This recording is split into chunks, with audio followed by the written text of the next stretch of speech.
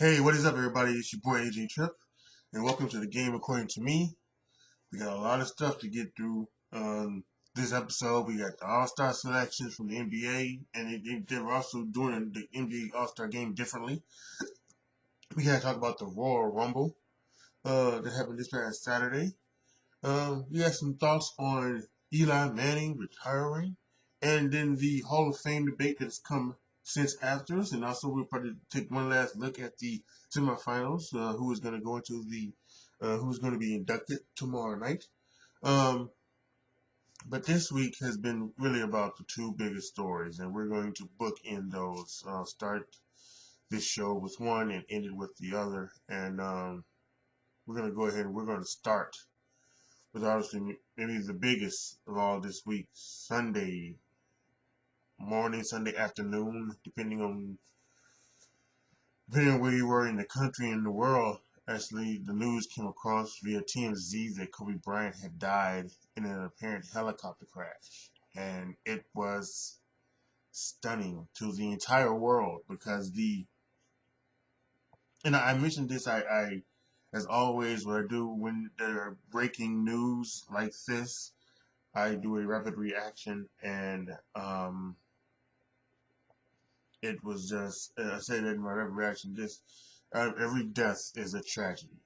Every death is a tragedy. It's from the one who the 82-year-old person who lived a full life, dies in their sleep, to the baby that comes out and doesn't even take a breath, and have opportunity to live the life.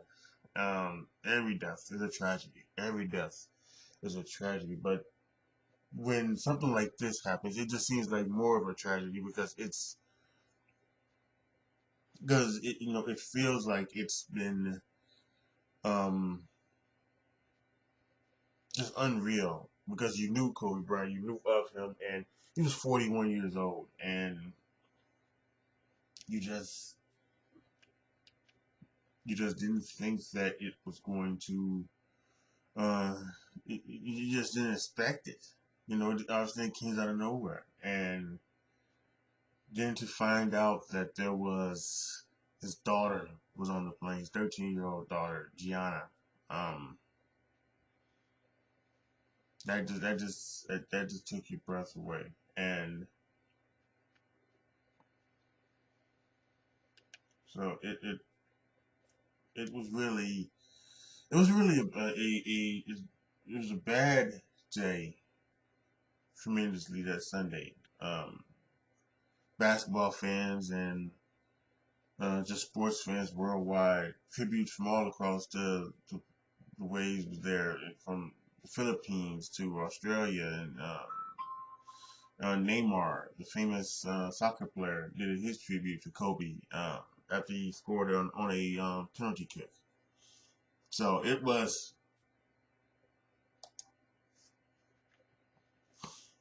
yeah, man.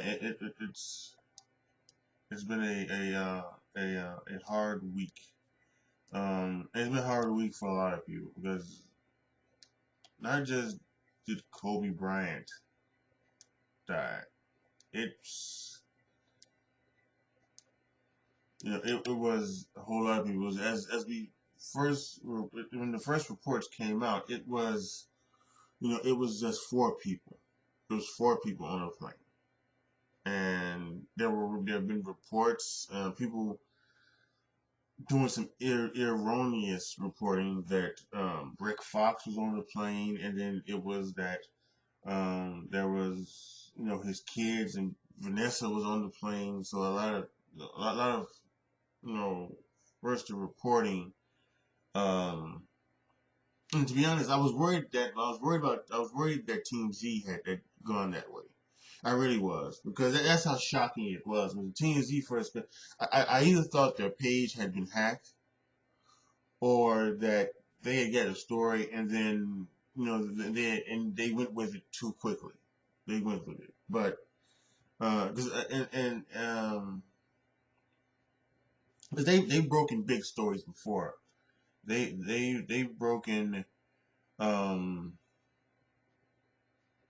they broke in so many stories about Michael Jackson and dying and others who had died. They were the first one to come out with it. So TMZ is a reputable source, even though some people don't want to feel it that way because I think of the kind of sensationalism that they do with their stories and everything like that. But it was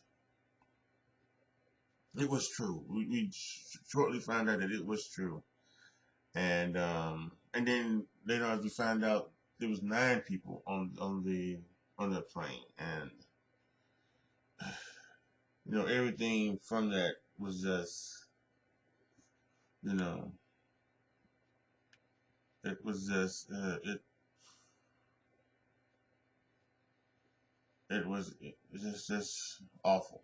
It really was. It was really just awful. And in fact, like um, ABC apparently reportedly suspended the reporter Matt Gutman for incorrectly reporting that all 4 of Kobe's children was on the plane. So he didn't do his due diligence or anything like that. So um,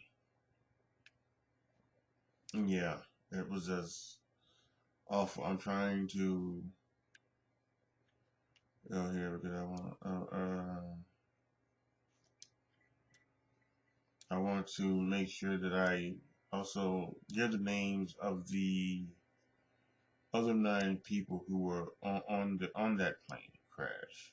Um, Other than just Kobe and Gianna, and this is we talk about this because this is a sports.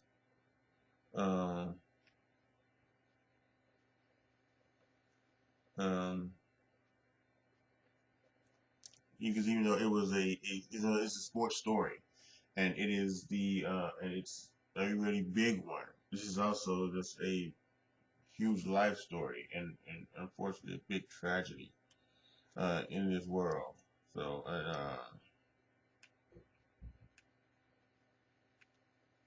So we know that Kobe Bryant and Gianna Bryant were on the plane.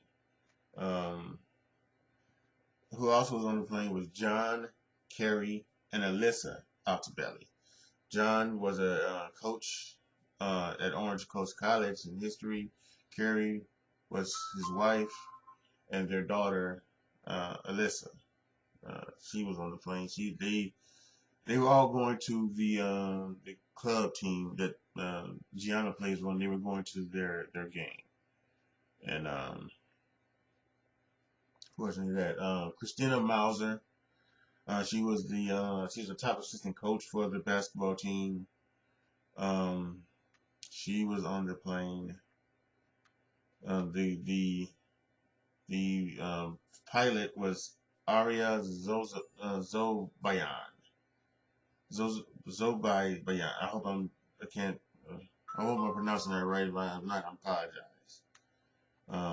Is on the plane, and then also Sarah Chester and her daughter Peyton Chester were also among the 9 people who were on that plane. So, um, yeah, it's been a tough week for a lot of people.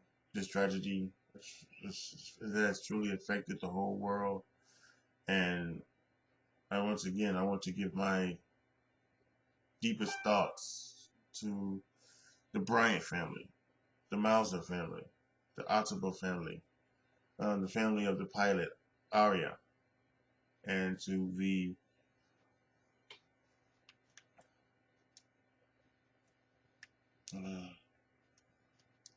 Chester family. Again, it's just the Chester family. So, yes, I definitely want to uh, give my thoughts to all of them. And now there are 9 souls lost, and families having to deal with that loss, and fans and friends and just people having to deal with that loss. And I send all my thoughts to all of those people because I know it's got to be hard when you lose someone that tragic.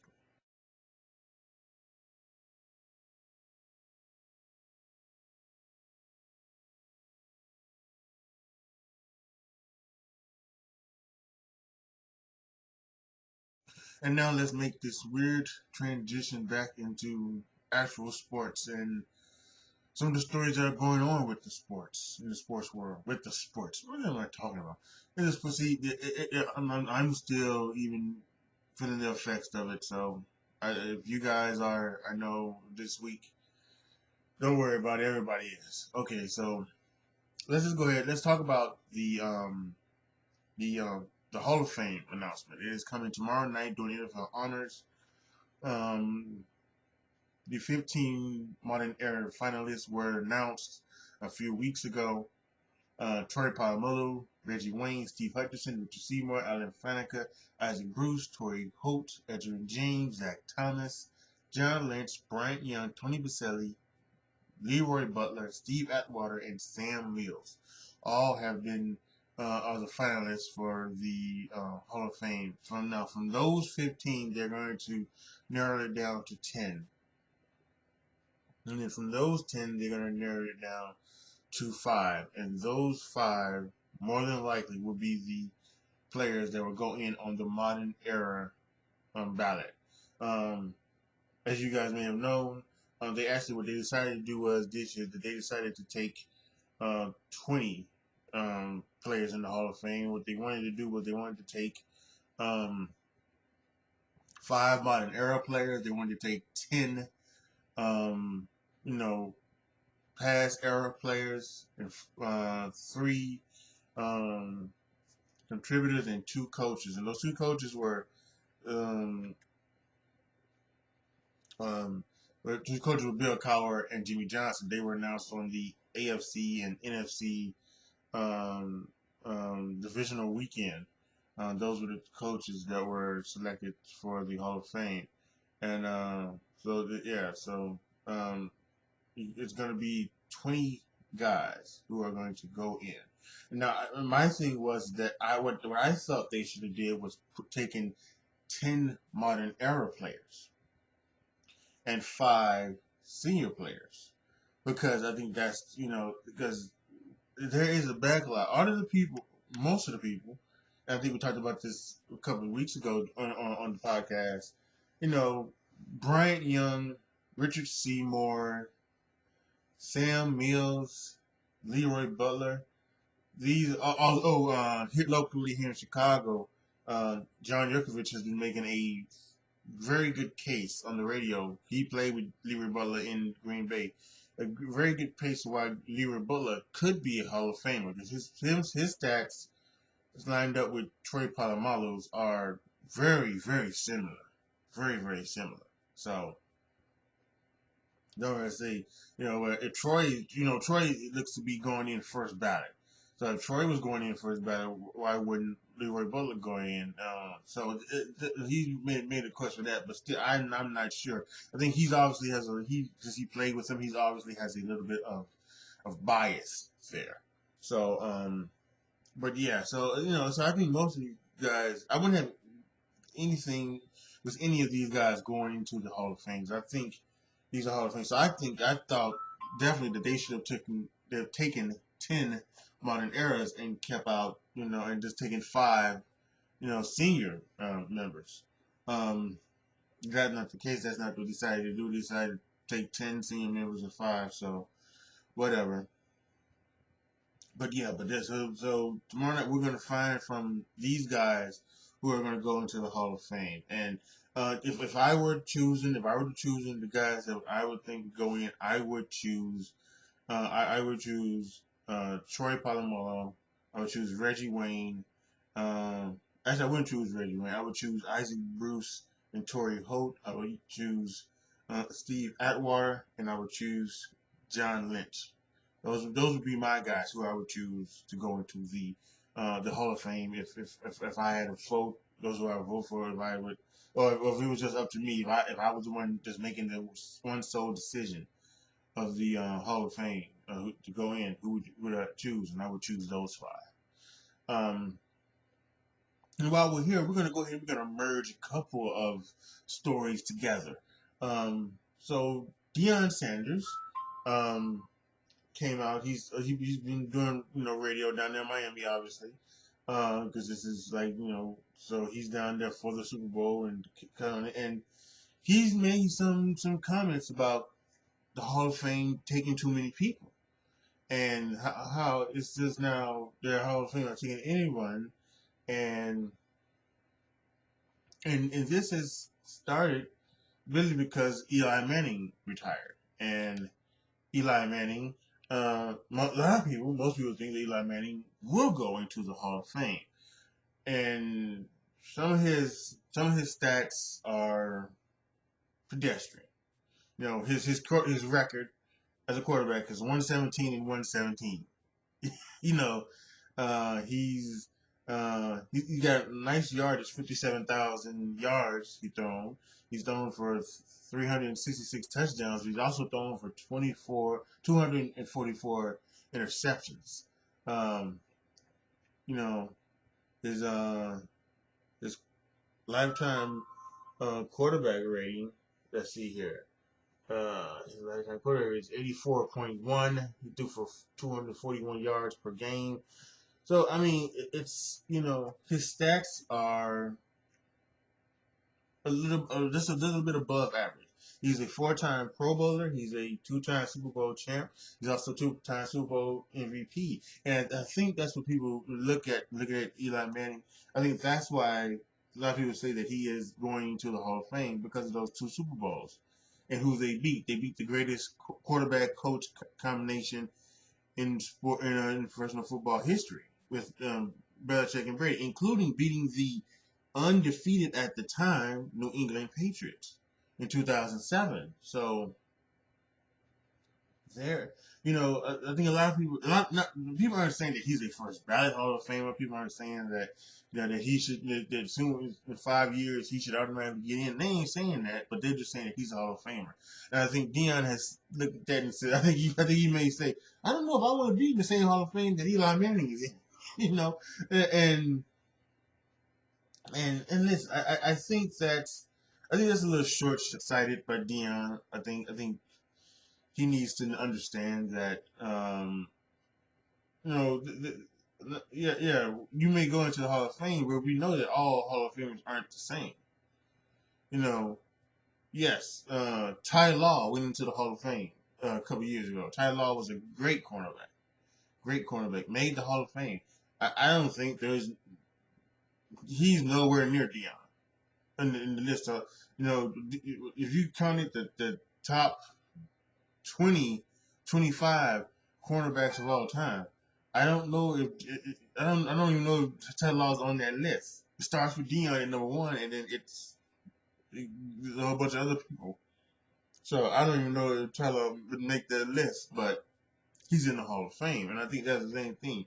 He's nowhere near Peyton Manning. He's nowhere near his brother. He's nowhere near Tom Brady. He's nowhere near Brett Favre. Any of those guys. But I think he played enough that he should be into the Hall of Fame. So I think that's a little short sighted on Dion's part. I think Dion maybe in his as he's getting older and he kind of wants to be part of something special, and he is, and he's one of the greatest of all time. But I kind of think he also thinks that maybe it shouldn't be that way, and I'm not sure. I'm not sure what he's thinking when we're going around saying these things about the Hall of Fame. So, um, but yeah, I think Eli's Hall of Fame, and Eli has had a wonderful year. I definitely listen. He's got two Super Bowl rings. Philip Rivers, who I think a lot of people think is a better quarterback, has none. But I think Philip Rivers would switch.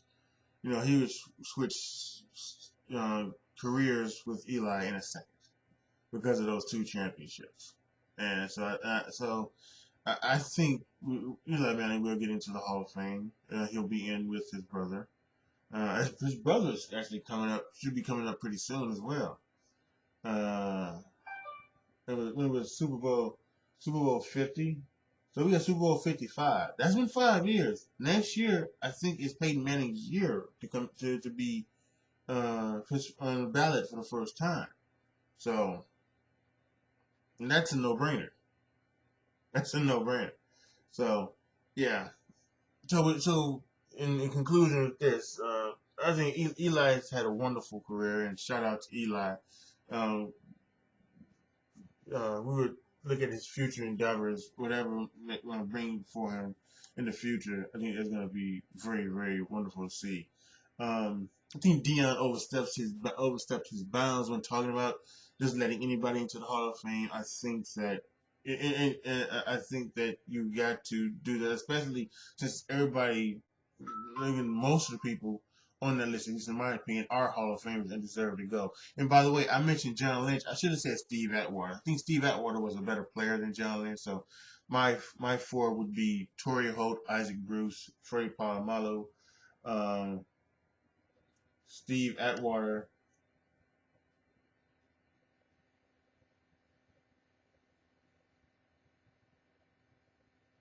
So let me see here. Maybe it would be Steve Atwater, Freddie Palomalo, Torrey Holt, Isaac Bruce, and Steve Hutchinson. That's what I had last time. Yeah, so those would be the five of the modern era I would choose. We will find out tomorrow night during the honors ceremony um, who exactly is going in. So we'll find out then. But yeah, that's encompassing the whole entire Hall of Fame, Hall of Fame debate. Eli Manning, all into one. Put it all into one, like that. So over the last couple of weeks, we have found out who the members of the NBA All-Star teams will be.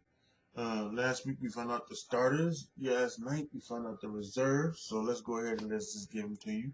The starters for the Eastern Conference will be Trae Young, Kemba Walker, Pascal Siakam, Giannis Antetokounmpo, who is the captain, and Joel Embiid. With the reserves being Bam Adebayo from the Miami Heat, along with Jimmy Butler of the Miami Heat, Kyle Lowry of the Toronto Raptors, Chris Middleton of the Milwaukee Bucks, Domantas Sabonis of the Indiana Pacers, Ben Simmons of the Philadelphia 76ers, and Jason Tatum of the Boston Celtics. There was a lot of stuff online about Zach LaVine and Bradley Beal not being an All-Star, mainly because they're on losing teams.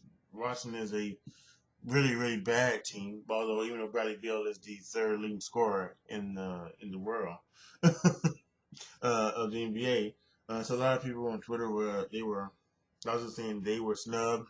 Those two were snubbed, along with Devin Booker of the Suns. He was not uh, picked as a reference conference reserve as well. So, but I would have liked to have seen Zach LaVine make it as a Chicago Bulls fan. I think he's had a pretty nice year. So I would like to see him make it, but it's not really a big deal, really. What I do want Zach LaVine like in the dunk contest. Aaron Gordon has decided he is going to do it. Dwight Howard has decided he's going to do it. So I kind of need Zach LaVine in that NBA All Star dunk competition. So yeah, let's hope he does that. And I think last couple of years I have done a live stream doing the All Star Saturday night. I think I'm going to continue to. I'm going to go ahead and do that again. Uh, this this year as well. So at least I'm going to try my best to do it.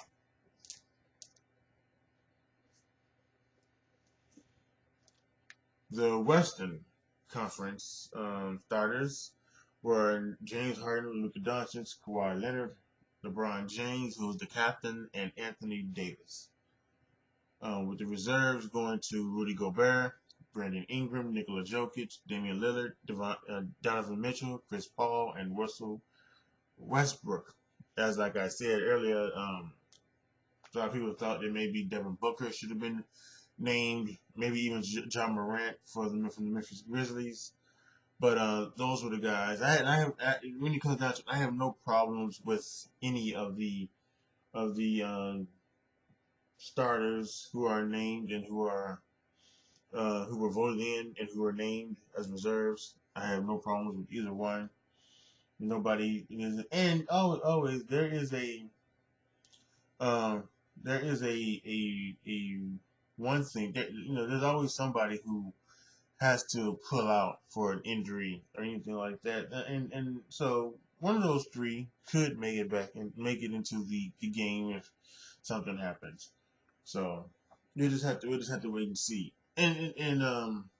So we're gonna go two different directions off of this for the All Star selections. By the way, next Thursday night, Giannis and LeBron will once again, who are the captains, they will once again do the schoolyard pick for the teams, and that will be on the TNT pregame show tomorrow, next week.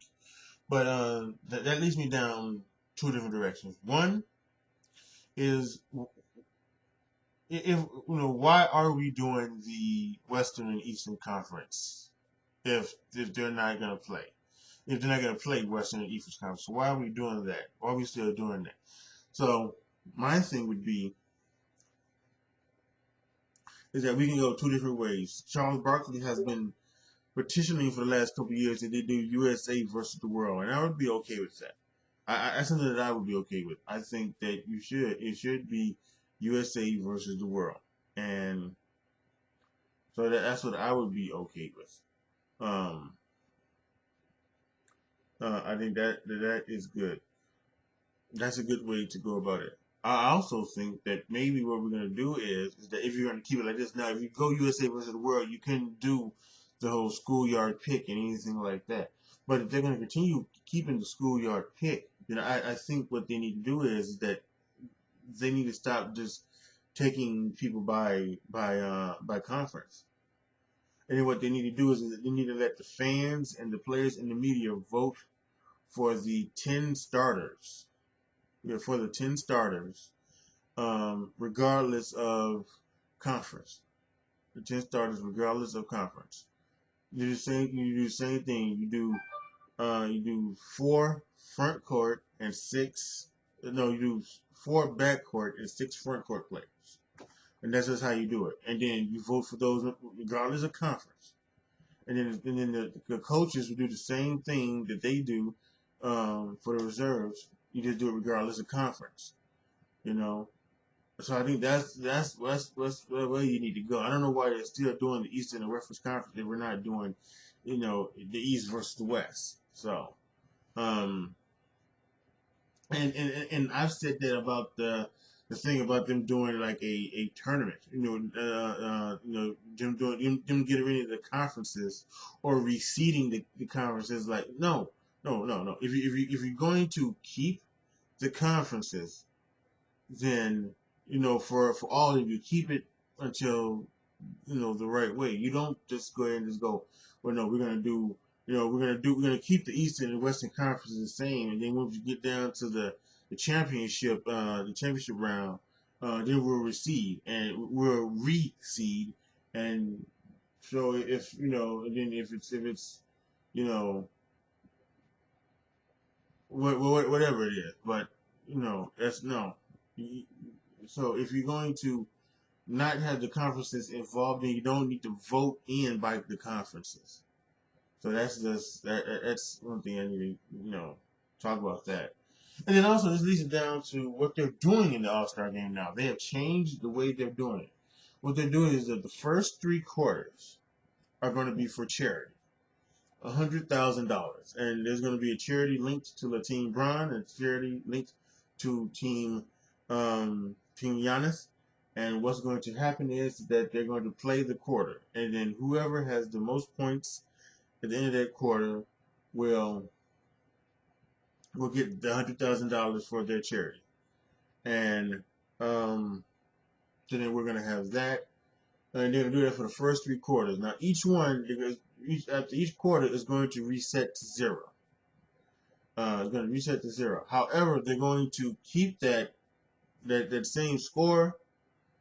They're going to maintain it. So, for instance, if after the first quarter, Team Giannis has 28, Team LeBron has 27, Team Giannis will get the money.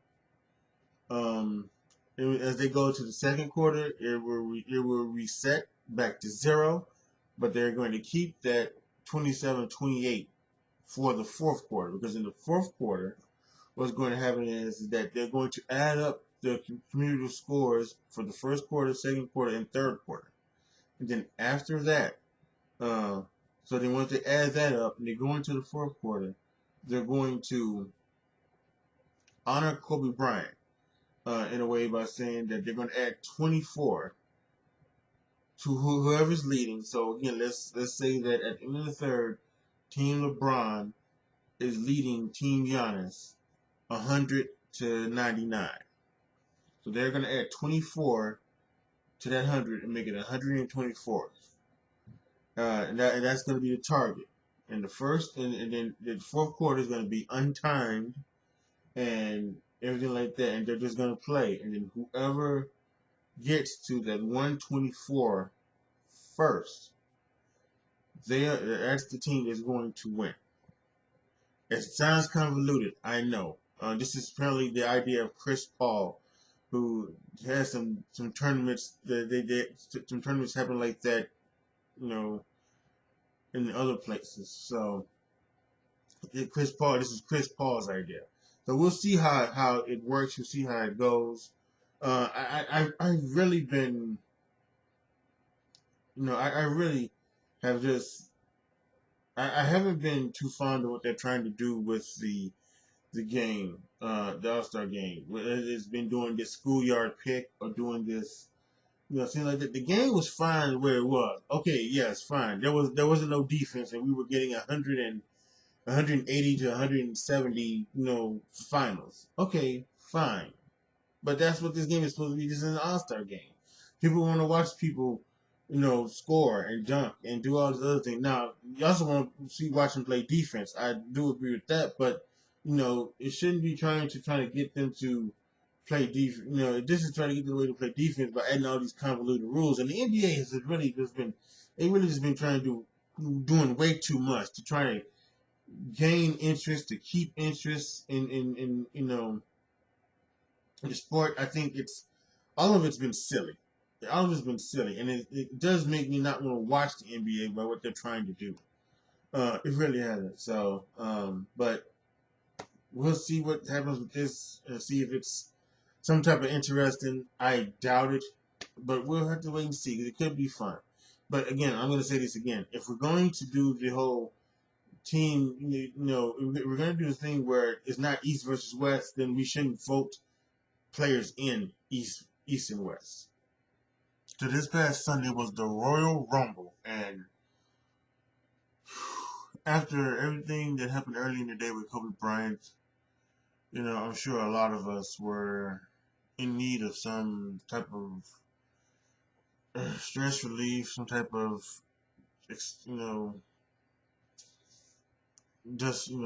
type of thing that would take our mind off of the tragedy, and whether it was the Grammys or whether it was the Royal Rumble or whether it was something else, people were really decided to go somewhere else. And I was going to watch the Royal Rumble anyway, but the Royal Rumble was definitely something that I needed, and it was. I thought it turned out to be a very, very good pay-per-view. Now, I didn't see the kickoff show matches between Sheamus and Shorty G and Andrade and Alberto Carrillo for the United States title. I didn't see those matches because I was helping out with the internet stuff. We were trying to get the phone line back together and the internet and all that good stuff. So we were trying to get that together. And I didn't see the Falls Count Anywhere match with Reigns, and I saw bits of these. I saw like the final 4 or 5 minutes of it at the end when they were on the dugout, and so that finished. But really, I started catching up when I saw the women's Royal Rumble. I saw that, and I thought that was good. Charlotte Flair won that one, and then the SmackDown Women's Title match. That was okay. I like the finish. I like the fact that it didn't have to be a finisher to finish the match. I did like that. Bayley retained her title. Then the Universal title match between The Fiend and Bray Wyatt. I thought that was really, really good. The Raw Women's match I thought was good again between Becky Lynch and Asuka. And I thought the men's Royal Rumble match was spectacular. McIntyre winning. I love the story they told with Brock Lesnar going in first and him just dominating folks until Ricochet and Drew McIntyre got in there. Ricochet gave Lesnar the low blow, and then the Claymore that kicked out Brock Lesnar. So I loved that, and yes, it was a good. It was that was all in all, it was a good pay per view. We had the return of Edge and Beth Phoenix into the Royal Rumble. Beth Phoenix, but obviously into the Women's Royal Rumble. She somehow got cut in the back of her head, and her blonde hair was turning orange and red and things like that. But she was a trooper. And same thing with Edge. Nothing happened. Edge came out, and it had been rumored for a while that he was going to be be a part of it, and he was spectacular. Looking great shape and everything like that, and I think he had a good wild ride. And then how about the fact that it was Drew McIntyre throwing out Roman Reigns to get the victory? So that was fun. Um, and then the next night on Raw, that at the end with Edge and Randy Orton, that was fantastic. That was a great ending to the uh, to the to the whole weekend, I guess you could say. So we'll see what happens. I would have maybe liked to have seen it actually build to maybe next year's WrestleMania, because I think that would have been a fun thing. Maybe to have Rated RKO trying to go after and then win the Raw tag titles and have them defend them against everybody, and then maybe at some point they could have did something where uh, Randy turns on or they lose some point to AOP. I think AOP needs to get the titles, not Seth and what's his face. Seth and Buddy Murphy should not have the titles. You know. Now at some point they need to have. At some point, Seth needs to have what they did to the Undisputed Era. They need to do with Seth's group. Seth needs to be the Raw champion. Buddy Murphy needs to be the U.S. champion, and AOP should be the tag champions. They need to do that at some point. It doesn't need to be as long as the Undisputed Era, but it needs to happen for a good 30 days or so, good 1 month. But yeah, then with Randy Orton and Edge and that everything that happened Monday was incredible. So all in all, great Royal Rumble match, great Royal Rumble weekend, and we'll see what they build to now with WrestleMania. So I began the show talking about the two big stories this week and how we were going to bookend them. And the first one we talked about was the probably tragic passing of Kobe Bryant, his daughter, and those 7 other passengers at the Bella family, the Chester family, Christina Mauser, and then the pilot, Aria, who all tragically passed in that plane crash on Sunday. And then obviously the other big story is Super Bowl 54. And we're talking about the Kansas City Chiefs with that magnificent offense, quick straight offense that they have, led by Patrick Mahomes. And then we have that uh, defensive front with Nick Bosa, DeForest Buckner, and all of those boys, led by defensive coordinator Robert Salah and head coach Mike Shanahan, the San Francisco 49ers, strength against strength. How are these things going to break down? Now, I was looking at some of the things, the Madden simulations, and they got CBS Sportsline did a simulation where uh, the 49ers beat the Chiefs 20-7. Patrick Mahomes threw 3 interceptions in that game. And then I saw another one that's done by the Madden people. And that one was the Chiefs winning 35-31. So it's this is going to be I think it could be a great game. I really do. I think it could be a blowout for the Chiefs. I think it could be a defensive struggle like last year's game was, where it's 6-3 for like the entire game. Um, I also think that it could be a shoot 'em up, shoot 'em out game where Jimmy G holds his own with Patrick Mahomes and the Chiefs. I think all of that. I don't see the 49ers blowing out the Chiefs, mainly just because of the Chiefs' quick straight offense. I think if San Francisco were to get up on the Chiefs, let's just say like Houston Texas did, 24-0, I could see the Chiefs come back and get back into this game very, very quickly. Just like they did against Houston. And quick straight offense, forces some three and outs, doing all of that stuff. Stopping the run, I think all of that could happen, and they could get back in the game as quick as they have before. Um, I do think that this game does come down to Jimmy Garoppolo. I think that he can't just hand it ball off. They've done that the last two games, and that's been good. But I think he's going to have to make timely passes. That they're talking about, like in baseball, you win in the World Series by great pitching and timely hitting. Well, I think that uh, for San Francisco to win, they're going to have to win the Super Bowl with great defense and timely passing from Jimmy Garoppolo. I think he's going to have to make plays and make plays down the field. I think he's going to be in situations where they're 3rd and 7, 3rd and 8, maybe even 3rd and 10, and he's going to have to make that pass to Kittle, to Sanders, to Samuel for 10 yards. Move the chains. Continue to move the chains on the drive.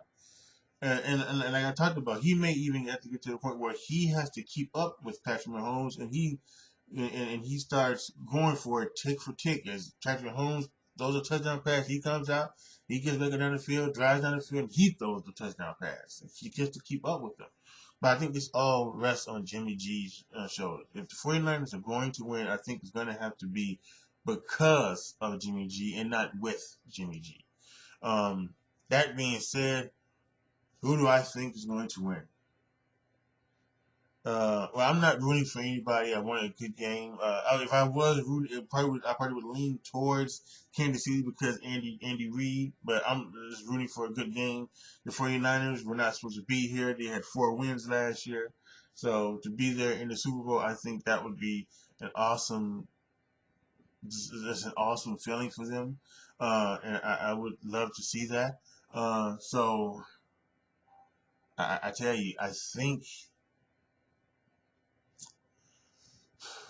I'm going to go with the Chiefs. I think my predictions are going to be with the Chiefs. I think they're going to win probably. I think it's going to be. I don't think it's going to be. It could. I would not be surprised if it's a blowout, but I don't think it's going to be a blowout. I think the Chiefs are probably going to win something like 27-23. 50 points. I don't know if that's an over or an under or what it is, but that's 50-point total. Well, you gamblers out there. So I'm going to say 27-23. The Chiefs win. And obviously, Patrick Mahomes will be your Super Bowl MVP. So, all in all, let's hope and let's have a good game. All right, y'all. That is it for this episode of the game. According to me, I will be back Monday morning to talk about the Super Bowl, the commercials, everything like that.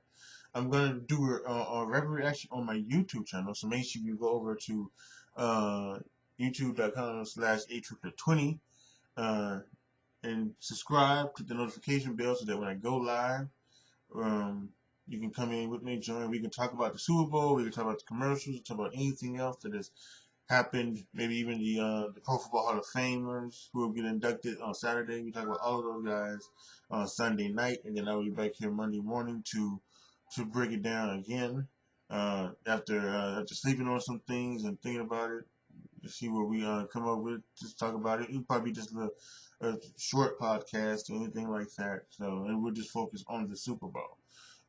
But yeah. And we also started to figure out when do I start, doing more podcasts. So I think we decided that it's not gonna be there's not gonna be a schedule after Monday. There's not gonna be a schedule. It's just gonna be when some things break down, some breaking news and things like that.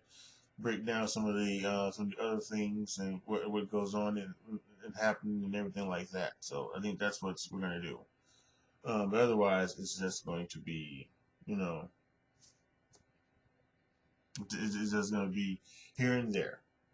But yeah, so make sure you do go over to my YouTube channel, youtube.com/ATrip20, or search AJ Trip to find me on YouTube. Subscribe to the notification bell. I if you want to like control or not control but have some say in what goes on my YouTube channel, on my Twitch channel, or here on this podcast, go to patreon.com/AJTrip and sign up to be a Patreon. You can, once I get to a hundred patrons, I will start doing things like taking suggestions, and then also like some of my YouTube videos, you will get recognition at the end of the video where I would have your name thanking you for being a Patreon. So a lot of stuff there. Make sure you go to patreon.com/AJTrip, and also if you're just just okay with the podcast, you can support me with the podcast as well. Um, there's Anchor FM, the place that hosts my podcast. They have subscription tiers of 99 cents, $4.99, and $9.99. Now you don't get any special perks or anything like that. But what you're just doing is by clicking on one of these and subscribing to my podcast with one of these tiers, all you're just doing is supporting me in my journey of content creation. And I know there's been some the last couple of weeks there has been like some controversy because somebody on Twitch kind of, they were kind of upset that people wasn't donating or tipping them and everything like that. So they were they were very upset. But I think someone on Twitter has said afterwards, I mean, listen, the fact that you would just even think about supporting us, monetarily that's good enough because the content you are getting is free. It is free. You don't have to pay for it. But the fact that you know, you would pay for it, it's so wonderful. It means the world to you know most of us. Most of us. Obviously, there are some people out there that think it should be a given, but for most of us, we think we should as just the icing on top of the cake, I guess you could say, that you would want to support us in our journey. So we just are so thankful. I know I am. I am so thankful. I don't have any subscriptions. I don't have anything like that, any Patreons just yet. But I know when I do, it's gonna mean the world to me, and I appreciate it so much. So yeah, I mean, if you want to, again, go to patreon.com/AJTrip, become a patron, or go to Anchor FM Andre Triplet Show and go and subscribe at 99 cents, $1.99, no, $4.99 and $9.99. So that's all I can say about that. But thank you guys so much for listening. This is your boy AJ Trip signing off. As always, be good to each other, y'all. Be careful out there. I am out. I will see you guys Monday. Or, no, see you guys, but you were, whatever. You know what I mean. See you Monday.